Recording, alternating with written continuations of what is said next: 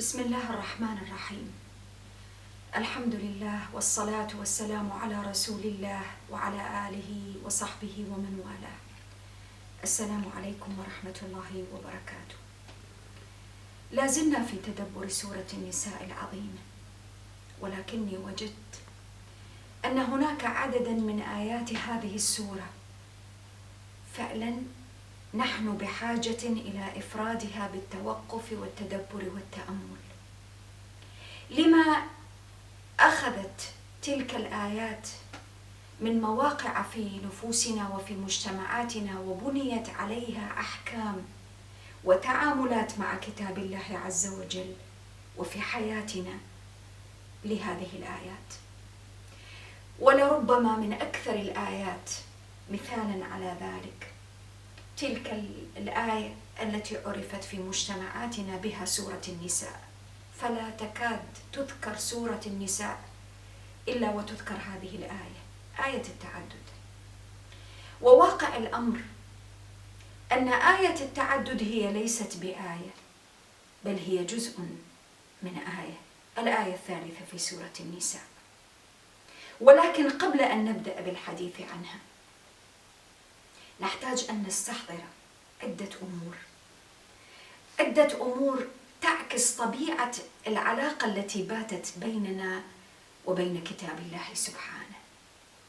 العلاقة التي أشرنا لها في بعض الأحيان فقلنا أنها علاقة أصبحت سطحية، قائمة على الانتقائية، قائمة على التخير من كتاب الله عز وجل، قائمة على أن البعض منا، وزاد هذا البعض في العدد حتى ربما نستطيع أن نقول أن كثيرا من المسلمين اليوم باتوا حين يأتون إلى كتاب الله لا يأتون إليه ليعالج مشاكلهم، يسألونه لأجل أن يعالج أهواءهم ويخرجهم من حالة الهوائية التي باتت تسيطر عليهم، اتباع أهواء النفوس.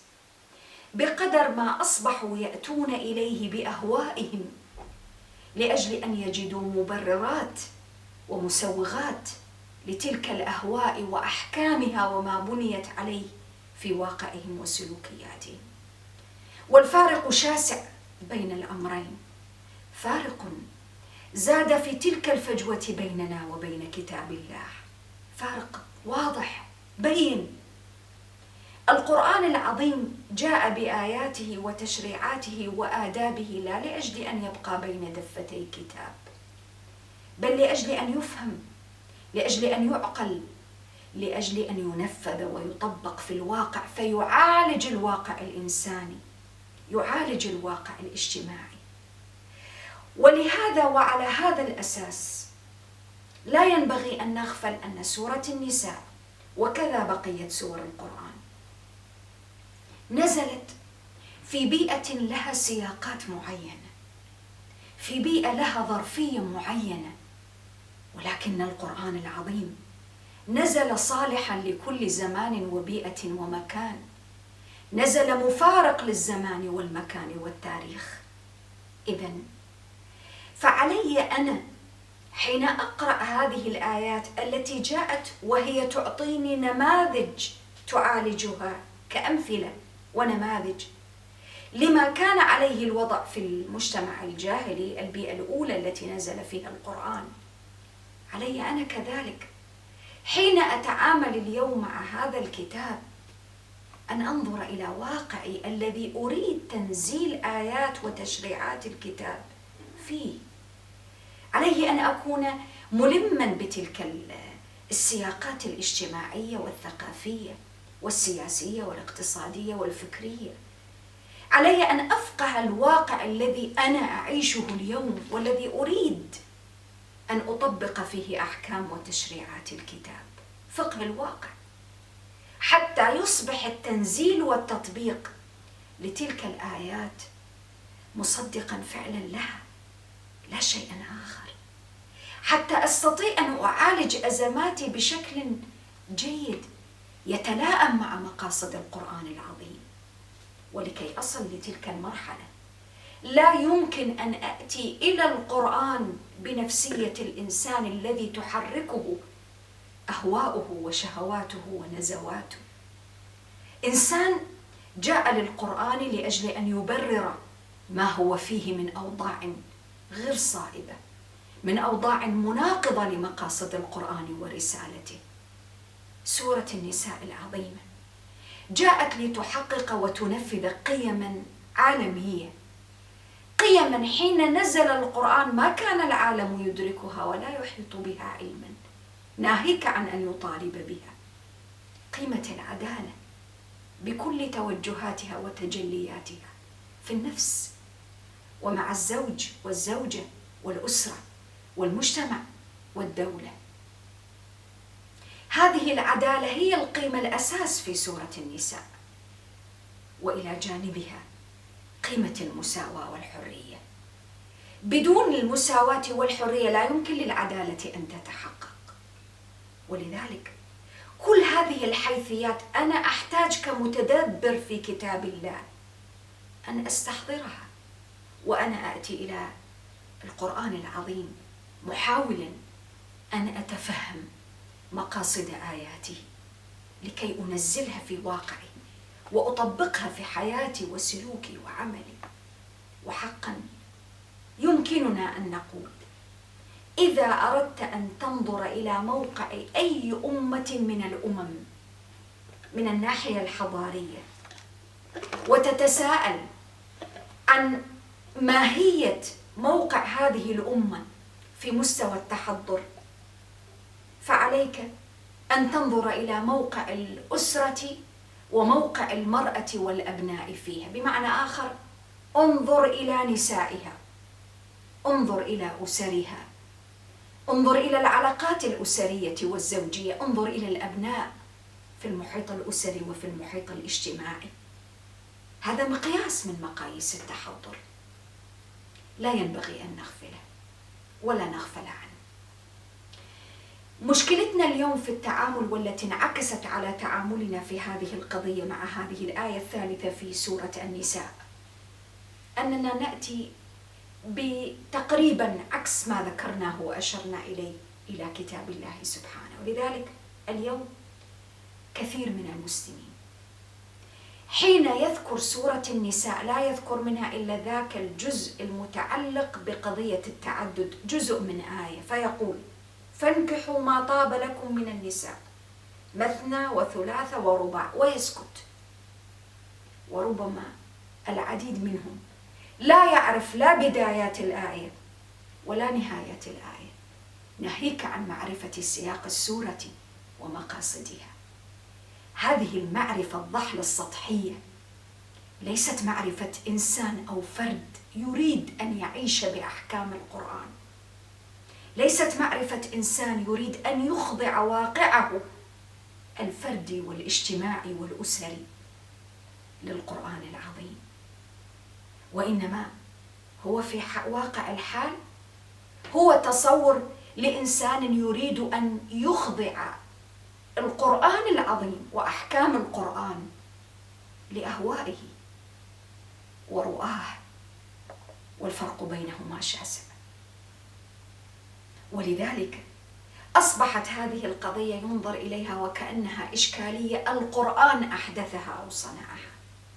وواقع الأمر أن القرآن العظيم جاء ليعالج الواقع الإنساني والأزمات المتواجدة فيه، ويضع الحلول ويضع الخطوات الاستباقية لعدم الوقوع في مثيلات تلك الأزمات والمشكلات. دعونا نقرأ الآية الثالثة في سورة النساء.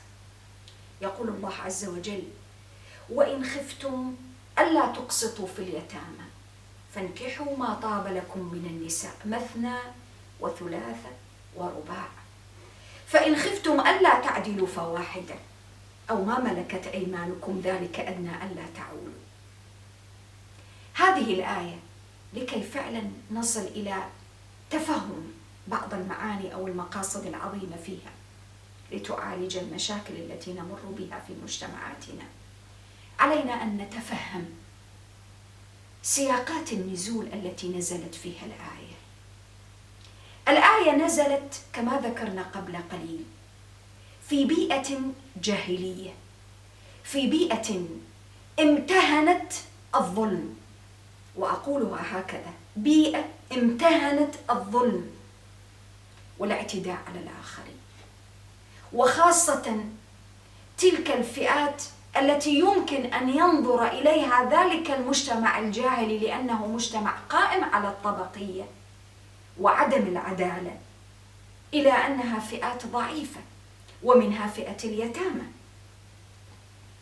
اليتامى لأنه ليس لهم ظهر ولا سند يعينهم على العيش في خضم مجتمع جاهلي كذاك الذي نزل فيه القرآن أولا، كانت حقوقهم مهضومة، لا حقوق ولا واجبات اتجاه أي أحد منهم من قبل الآخرين.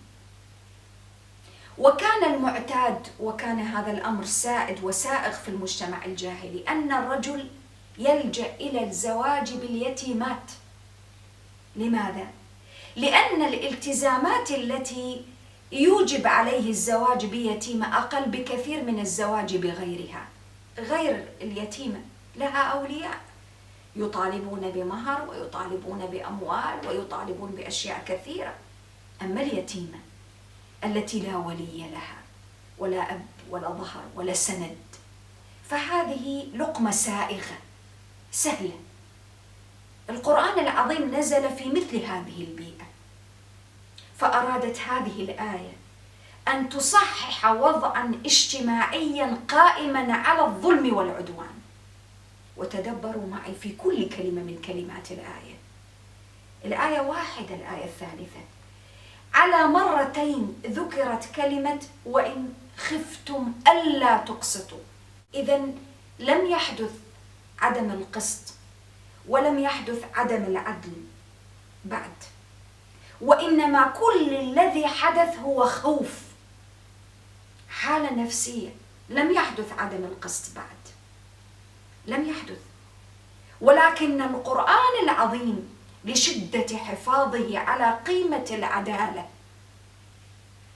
فسبحانه وتعالى أراد أن يربينا وأن يعلمنا أنه حتى في حالة خوفك من وقوع ظلم أو عدم قسط فعليك أن تأخذ بكل الاحترازات التي تمنع من وقوع هذا الظلم وعدم القسط. تدبروا معي. فإن خفتم ألا تعدلوا، والأولى وإن خفتم ألا تقسطوا. يعني حتى وأنت في مرحلة الخوف لم تتخذ القرار بعد، ولم يقع منك فعل عدم القسط أو الظلم وعدم العدل، ولكن القرآن يطالبك في مرحلة التهيؤ النفسي وهو الخوف ألا تقوم بهذا العمل. يا لعظمة القرآن وعظمة تشريعاته. هذا التهيؤ النفسي لا يمكن أبدا أن يصدر تشريعا أو أن يصدر ذلك التشريع من بشر. لماذا؟ البشر لا يعرفون بخفايا الأمور قبل أن تقع. تشريعات والقوانين الوضعية البشرية لا تعرف الأشياء أو الإشكاليات التي يمكن أن تقع قبل الوقوع في عملية تطبيق القوانين والتشريعات والأنظمة المختلفة. ولكن لأن هذا القرآن وهذا التشريع نزل من عند اللطيف الخبير الخالق العالم بما كان وسيكون، وعالم بخفايا النفس البشرية وطبيعتها، فهو سبحانه يعلم هذه النفس كيف تحترز للشيء قبل وقوعه، كيف تفكر بمآلات القرارات والأفعال قبل اتخاذها. المطلوب من الإنسان، القرآن يعلم الإنسان قبل أن تتخذ القرار فكر بمآلات القرار والفعل، فإذا وجدت أن المآلات سلبية وخفت فعلا وخاصة فيما يتعلق بالظلم، عليك أن تجعل بينك وبين الظلم حائلا وحاجزا فلا تقترب منه، سدا للذريعة. تأملوا معي، هنا يأتي فعلا سد الذريعة. بمعنى سدا لذريعة الاعتداء على الآخرين والوقوع في ظلمهم. عليك أن تتجنب الزواج باليتيمات من النساء، وما سوى ذلك من فئات النساء فلا بأس بأنك تتزوج منهن. تدبر، المعنى مختلف أصبح. نقطة لافتة للنظر أخرى في إعجاز الكلمة في القرآن هنا في الآية الواحدة، هذه الآية الثالثة، استعمل ربي سبحانه تقسطوا في اليتامى، وفي الموقع الآخر فإن خفتم ألا تعدلوا فواحدة في قضية إباحة التعدد. فإن خفتم ألا تعدلوا، والأولى وإن خفتم ألا تقسطوا في اليتامى. هناك فرق بين القسط والعدل. القسط هو الحظ والنصيب في الاستعمال القرآني في القسمة، ولذلك ربي عز وجل يقول وأقيموا الوزن بالقسط ولا تخسروا الميزان. نصيب محدد، شيء محدد تماما.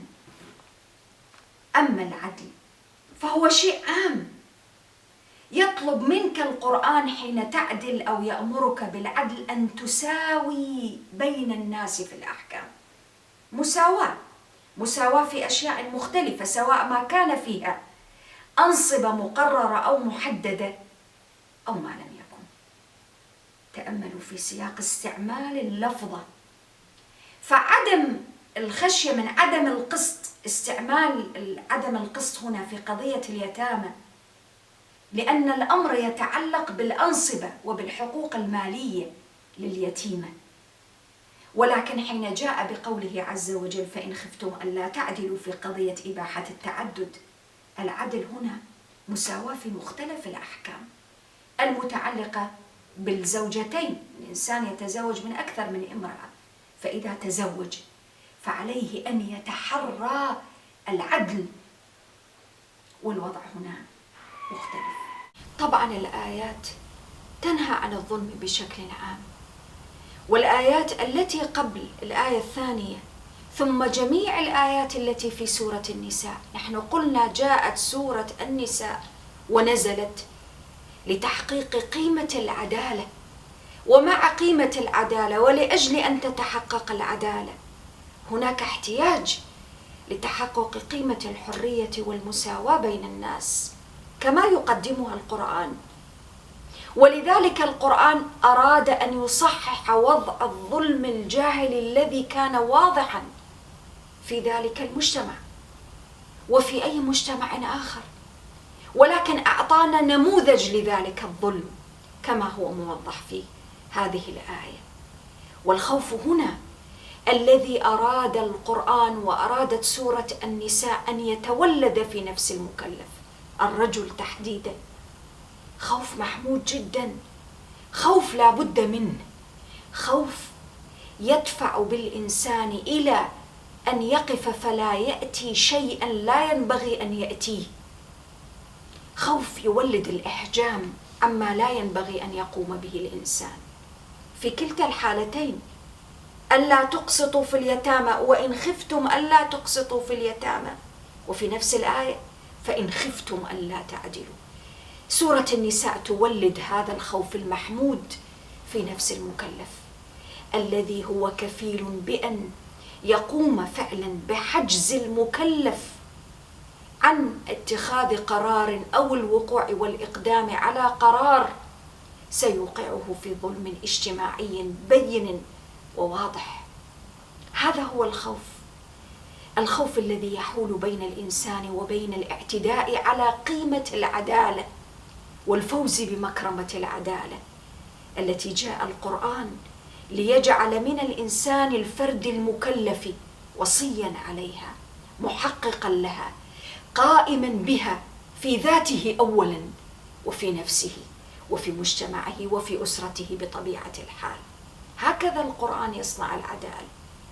العدالة التي يصنعها القرآن ليست عدالة مزيفة، ليست عدالة مكتوبة على ورق.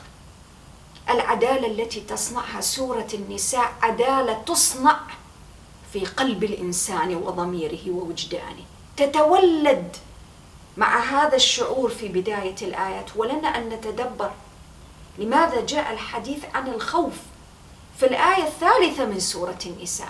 سورة النساء 176 آية، في الآية الثالثة تتكلم عن الخوف في آية واحدة على مرتين. لماذا؟ لا يمكن أن تتحقق العدالة دون الخوف من الوقوع في الظلم. وكيف أصنع الخوف هذا؟ كيف؟ كل من يتجرأ على الوقوع في ظلم الناس والاعتداء على حقوقهم إنما يحدث ذلك في غياب من الخوف. أي خوف من الله عز وجل. ولا يمكن أن يتولد الخوف من الله واستشعار رقابته بعيدا عن الخوف الذي تحدثني عنه هذه الآية العظيمة في سورة النساء. ولذلك أخطأنا كثيرا حين وقعنا في تلك القراءة العظيم، القراءة الانتقائية، القراءة التي تجتزئ الآيات من سياقها أو تأخذ جزءا من آية بعيدا عن كل شيء. وأخطأنا عدة مرات في مناهج تعاملنا مع كتاب الله عز وجل. أخطأنا حين لم نتعلم أن القرآن في هذه الآية العظيمة يعلم الإنسان رجلا كان أو امرأة على الاستشعار بالمسؤولية قبل اتخاذ القرار، على النظر في نتائج القرارات ومآلات القرارات وأثر ذلك على نفسه وأسرته ومجتمعه. هذا قرار لا بد الإنسان أن ينتبه إليه قبل أن يقوم باتخاذه أو الإقدام عليه.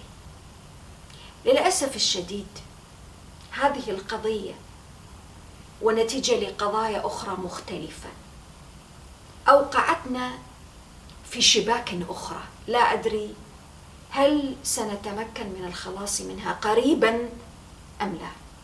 شباك الاتفاقات الدولية. بعض الاتفاقيات الدولية وقعت في قضية التمييز ضد المرأة، وهي إشكالية موجودة في الفكر الغربي وموجودة في الفكر المعاصر، إشكالية الحقيقة عميقة وتمتد جذورها في عمق التاريخ، وتحديدا التاريخ الغربي في الحقيقة، تاريخ النظرة للمرأة، تاريخ نظرة الكنيسة للمرأة على وجه التحديد. الشاهد في الموضوع أن عددا من المجتمعات المسلمة وبخاصة ما يتعلق في الجمعيات القائمة على حقوق المرأة والدعوة والمناداة بالمساواة وما شابه ذهبت وراء تلك الاتفاقيات التي في بعض بنودها تنص على أن قضية التعدد أو الزواج بأكثر من امرأة اعتداء على حقوق المرأة. ونحن نقول أن قضية تقديم الموضوع هكذا في هذه السورة العظيمة والإشارة بوضوح إلى إباحة التعدد، ذكرنا سابقا القرآن جاء يعالج واقع إنساني غير مثالي. الواقع من أكبر مزايا أنه واقع غير مثالي. هناك ظروف، هناك ملابسات لبعض المكلفين رجالا ونساء، هناك ظروف يمر بها مجتمع بكل فئاته، حروب، أمراض، اختلافات في قضايا معينة تقتضي أن يتزوج الإنسان بامرأة أخرى. ولأن القرآن ليس كتابا جاء يتكلم على مثل، وإنما جاء يتكلم ويعالج واقع، فلذلك أباح هذه القضية في سياق الشروط التي وضعها. لأننا كما ذكرنا قبل قليل القرآن ربط فقال فإن خفتم ألا تعدلوا فواحدة. وتحري الإنسان للعدل حين يكون عنده أكثر من امرأة لا يقف فقط عند قضية الحقوق المادية مما يتعلق بسكن ومبيت وما شابه. قضية تحقيق العدالة بمعنى ما يحقق الاستقرار الأسري للمرأة وللرجل، للمرأتين أو أكثر، وللرجل وللأولاد وللأسرة. تحقيق استقرار، حل مشكلة وليس صناعة مشكلة جديدة. فإذا أدرك المكلف هذه المسؤوليات فعلا، واستطاع أن يصل فعلا إلى أن الزواج بثانية على سبيل المثال حل لإشكالية أو لقضية هو يمر بها، وتم الاتفاق فيما بين أفراد الأسرة على ذلك. وأنا أقول اتفاق ليس بمعنى موافقة أو ترحيب المرأة الأولى على سبيل المثال بقضية التعدد، لأننا لا نريد أن نبتعد عن الواقعية. المرأة شيء طبيعي أنها تشعر بشعور غير مرحب فيه على أقل تقدير، يعني بزواج الرجل الزوج بامرأة أخرى، شيء طبيعي هذا. ولكن نحن لا نبحث عن قضية الموافقة أو عدم الموافقة، ولا ينبغي كما يتناول البعض القضايا الفقهية لا تشترط موافقة الزوجة. نحن نتكلم عن أوضاع إنسانية، نحن نتكلم عن استقرار أسري، نحن نتكلم عن مقاصد جاء القرآن لتحقيقها. أنا لا أتكلم، والنظرة في تصوري والله أعلم أننا أيضا خسرنا الكثير حين ربطنا جوانب الحكم التكليفي الفقهي فقط بالإباحة والجواز والوجوب والكراهية والتحريم، ولم نهتم كثيرا بقضية تحقيق المقاصد الشرعية للأحكام المختلفة. القضية ليست قضية هل تشترط موافقة الزوجة الأولى أم لا تشترط، ليست حكم شرعي. القضية قضية تحقيق مقاصد الاستقرار، التفاهم في الأسرة، تحقيق نوع من التوازن في مجال الأسرة، وما حرص عليه القرآن حرص شديد. أنت لا تريد أن تتزوج بامرأة ثانية أو ثالثة وتخلق لك عشرات المشاكل في البيت الأول مع الزوجة الأولى وأبناء الزوجة الأولى، ولا يمكن أن تنسلخ، ولا يعني الزواج بأخرى أن تنسلخ من مسؤولياتك كزوج لهذه المرأة وأبا لأبنائها. هذا لا يريده القرآن. القرآن لا يريد أن يصنع في الحقيقة أسرا مفككة، لا، القرآن يريد أن يحافظ على الأسرة واستقرار الأسرة. فإن كان بإمكانك أن تقيم فعلا وتفتح بيتا زوجيا من خلال الزواج بامرأة أخرى وتحقق استقرار فيه وتحافظ على هذا المستوى في ظروف معينة وملابسات معينة تحددها مسؤوليتك أولا كإنسان مكلف، وأنت تنظر إلى مقاصد التشريع في تحقيق العدالة وما شابه، ومدرك تماما لمهمتك كخليفة على الأرض. إذا أدركت وأحط بكل هذه الجوانب فذاك الوقت الأمر يختلف والأزمة تختفي. الإشكالية واحدة من إشكاليات التعدد، أن هناك خلطا واضحا بين تنفيذ والقيام بالأمر القرآني المتعلق بقضية إباحة التعدد، وبين ما قاله القرآن وما أوجده فعلا كحل للأزمات المختلفة. كيف؟ تصرفات بعض المسلمين ممن يتزوجون بامرأة ثانية وثالثة، تصرفات أشخاص لا يليق بهم أن يقال عنهم أنهم ينفذون أوامر الله عز وجل أو يطبقون بالفعل هذه الآيات كما أمر الله بها سبحانه. ثم نأتي إلى سياقات المجتمع، تصرفات أيضا بعض النساء، وإذا بها تحاسب القرآن والتشريعات المتعلقة بالتعدد وتضع اللائمة عليها باعتبارها أنها السر وراء هذه التصرفات غير المسؤولة من قبل بعض الرجال، وهم يلجؤون إلى قضية التعدد؟ هل يلام التشريع والأمر الإلهي؟ هل يلام على تصرفات بعض الأشخاص غير المسؤولة؟ ونحن قلنا في مرات سابقة كل الأنظمة والتشريعات التي وضعها البشر، بما فيها قضية الأنظمة المرورية على سبيل المثال كأبسط مثال، التشريع يضع قانونا مروريا، وهذا القانون إذا تعداه الإنسان فعليه عقوبة. هناك إشارة ضوئية حمراء وضعت في الشارع، كيف تحاسب من وضع نظام الإشارة الضوئية الحمراء على ما يقوم به البعض من تجاوز الإشارة الحمراء؟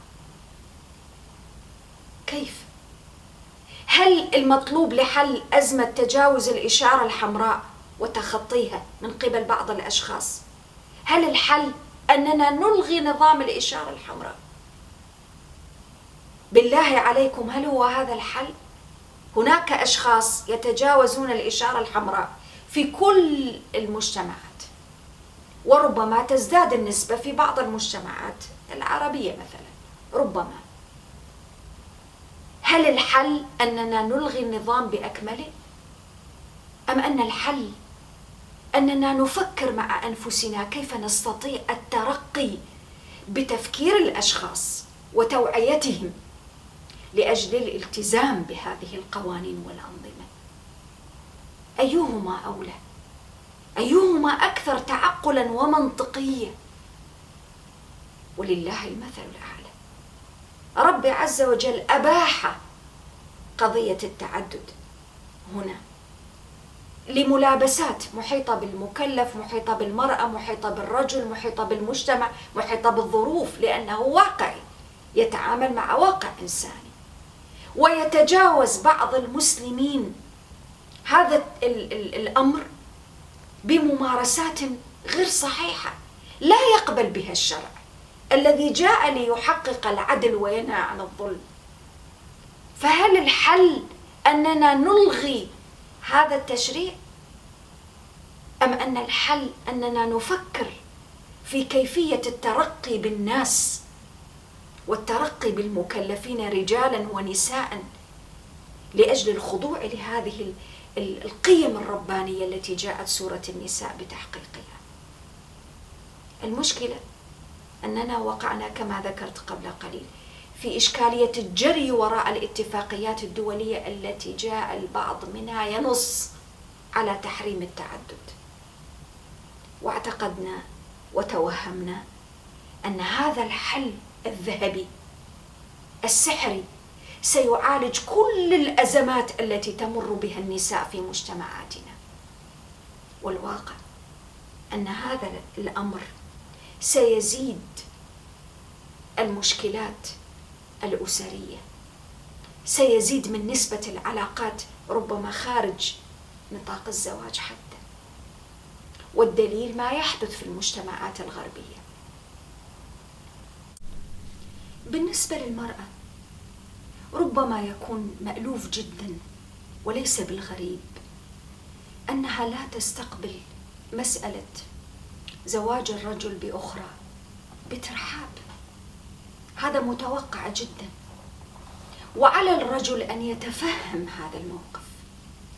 ولكن في نفس الوقت إذا المرأة سواء كان الرجل قد وقع في مثل هذا الظرف أم لم يقع، مرت هي وأسرتها بهذا الظرف أم لم تمر، هناك بعض الأمور لا ينبغي أن تغيب عن أذهان النساء، أذهان البشر، ولكن كلمتي هنا للمرأة تحديدا. ربي عز وجل خلق الرجل والمرأة لأجل غاية معينة. الفترة التي سنقضيها على هذه الأرض فترة محدودة جدا وإن طالت. هذه الفترة المحدودة ليس من الحكمة ولا من العقل في شيء أن أقضيها ببعض الأمور التي قطعا ستخرجني عن جادة الطريق، طريقي الواضح المستقيم الذي أمرني الله سبحانه وتعالى أن أسير عليه. بمعنى آخر، أن تكون المرأة أكثر إدراكا ووعيا لدورها الحقيقي كإنسان قبل أن تكون زوجة. ربي سبحانه وتعالى أعطى للمرأة كما أعطى للرجل هذه الوظيفة، وظيفة الاستخلاف، وظيفة العهد بين الإنسان رجلا وامرأة وبين خالقه عز وجل.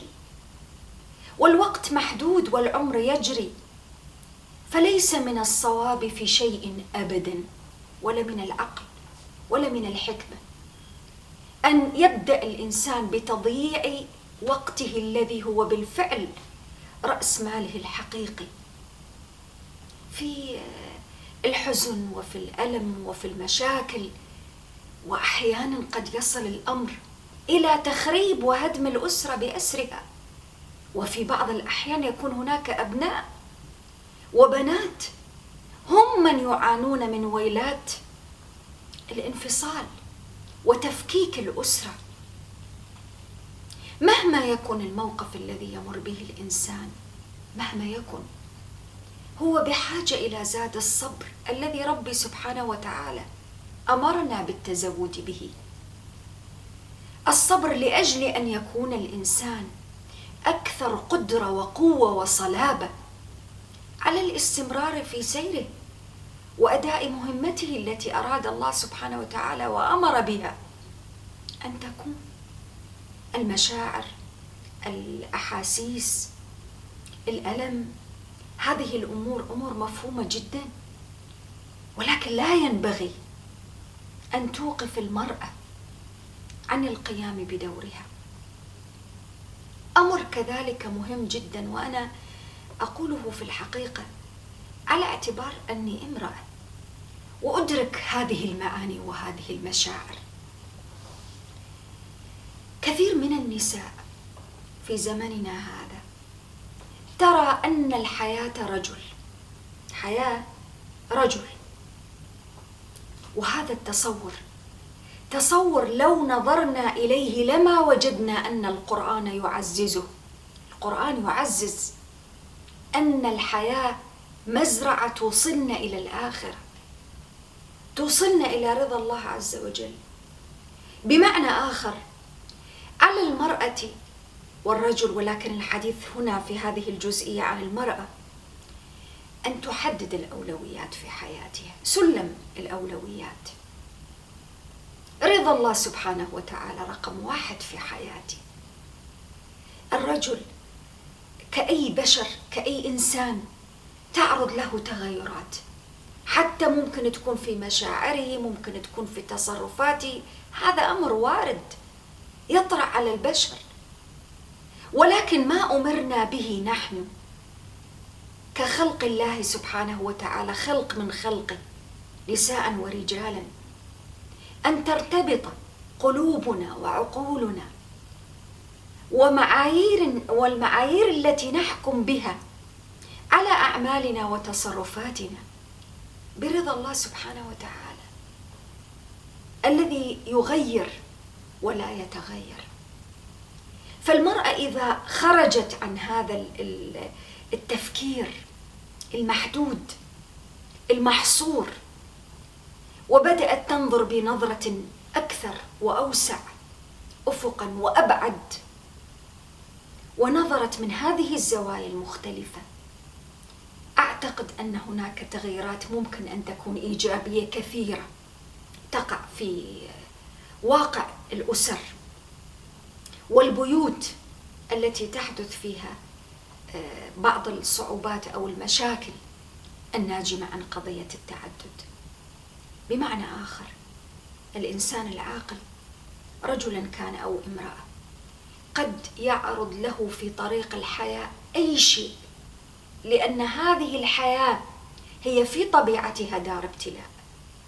فكل ما يعرض لنا لا ينبغي أن يشكل عائقا بالنسبة لسيرنا في هذه الحياة.